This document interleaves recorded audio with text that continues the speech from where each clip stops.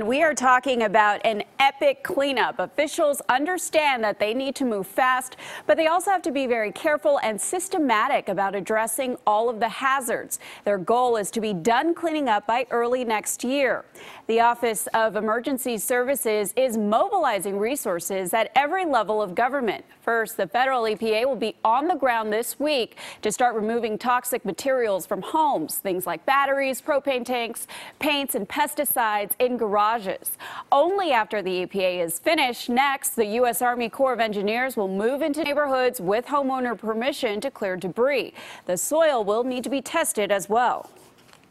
We're asking that no one do large-scale debris removal until we've had a chance to make sure that the way the debris is being removed is the best way to manage hazardous material. So, for example, what we don't want to happen is for people to fill up a dump truck and have lots of hazardous material in it and it go down the highway. The Army Corps of Engineers says that it will use local labor as much as possible so the money from the federal government stays in the community. It also wants to help workers get back on their feet as early as this weekend. Now, at times during the news conference, members of the public got frustrated about who may pay for the full rebuilding effort. So we're going to go to gentlewoman in there. We're going to go, sir.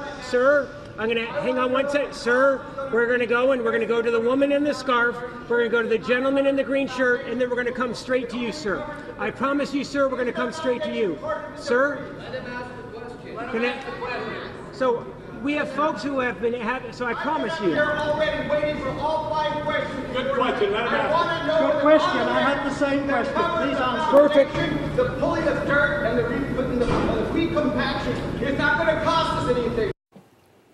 The representative from OES said it would not charge homeowners to remove the foundations of their homes, but they do have the option to move forward on their own to do their own full cleanup if they disagree with the official findings. People who lost their homes have 2 options: let the government do most of the work, or people can opt out and choose to do the work themselves, but they have to do it to government standards. Now, we heard several times today officials don't want people to opt out. They say the government knows how to do the work safely and more quickly, and that would be better for everyone. So hard on these folks. But their ultimate question of who's going to pay for it, is there an answer to that? Yeah, we can understand these folks are so anxious, but they did reassure the public today that whether you have insurance or not, homeowners will not be charged for this cleaning effort. And they also mentioned that they know they won't be able to recover the costs of this very expensive cleanup, but that's why the government and the president have authorized funding to cover these costs. And again,